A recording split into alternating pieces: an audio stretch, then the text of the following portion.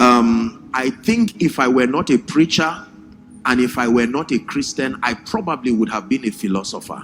I love to think intuitively, to think and look at life from a logical standpoint and from a standpoint of value. What is life about?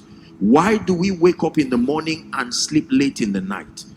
I have the privilege of traveling a lot because of my schedules and my ministrations, and there are cities I travel to in this nation and even around the world. I am surprised that people don't sleep. At any time you go to that city, someone is moving and driving and laughing and selling and smiling. In fact, there are regions where the moment it is night, that's when other people wake up. There's music playing, people are enjoying themselves, restaurants are warming or cooking food afresh, not even warming one that they had. No, all kinds of things. There are regions you go and you hear someone shout in the middle of the night calling passengers, and they are coming. Hallelujah.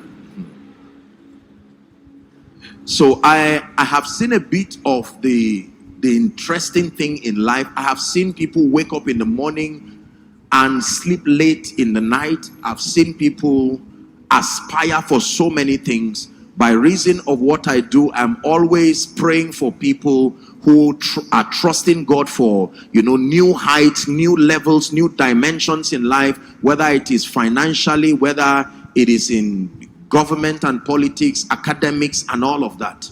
And I am amazed at how our needs do not seem to end.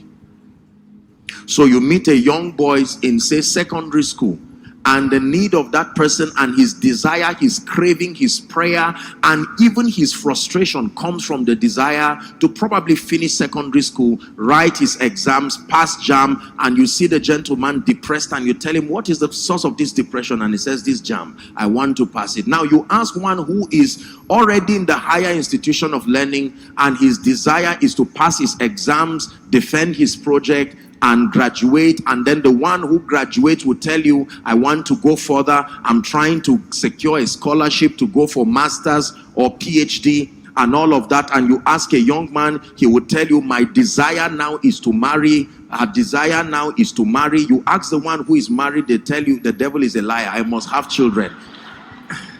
Are we together?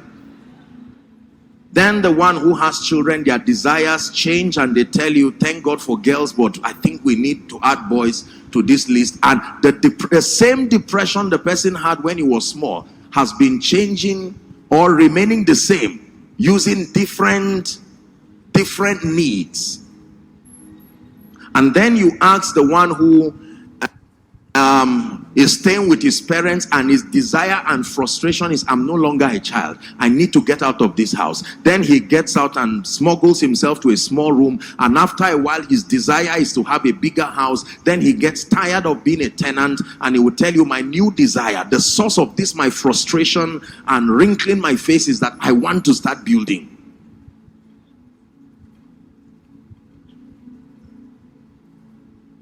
You ask the one who now has children and their desire is to have these children grow and become responsible. 10, 11 years later, same frustration. But now the basis for that frustration is, I didn't realize having so many children would require so much money for fees. That becomes another journey. Later you ask them and they say, I can't imagine that I suffered and went through this only to give birth to a foolish child. This child is 18 years old and I almost regret giving birth to this child. And remember, the same person, look at all the various transitions, same frustration. Then you ask the one who gets a job and is happy, gives testimony 6 months later, he's saying, I don't understand this. What kind of failure is this? I didn't offend anybody. This is an office, I rejoice, it came by prophecy. I need promotion. Same frustration. Pay attention. And then you find one who has gotten the job and the promotion. Now the promotion causes trouble between the couple because now their salaries are similar and it looks like the man is saying, so now that God has lifted you, another frustration that has come as a result of that lifting.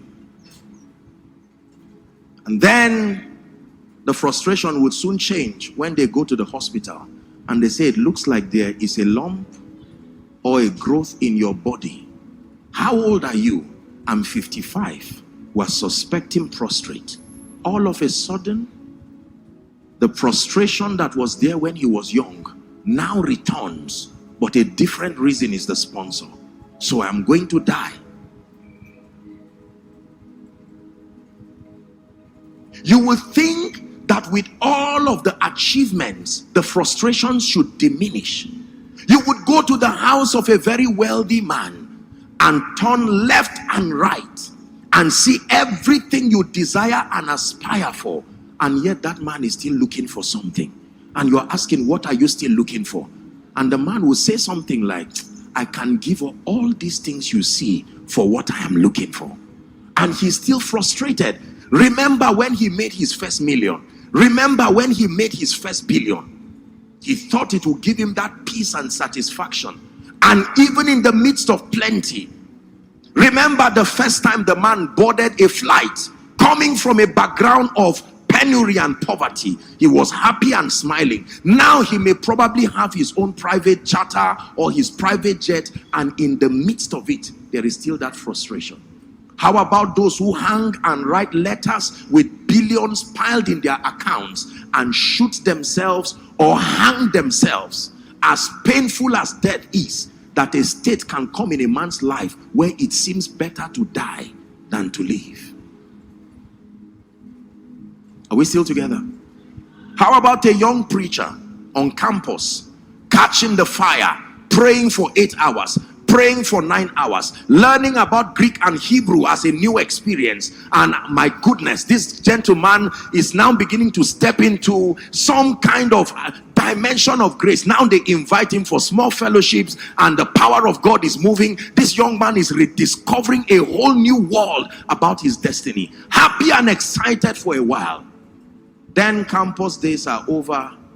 Then he desires to start ministry. Another frustration comes. Where do I get venue? Where do I get money? And then he starts ministry. 30 years later, he's angry, frustrated, looks back, and he does not even know whether he was called or not. What are we really looking for?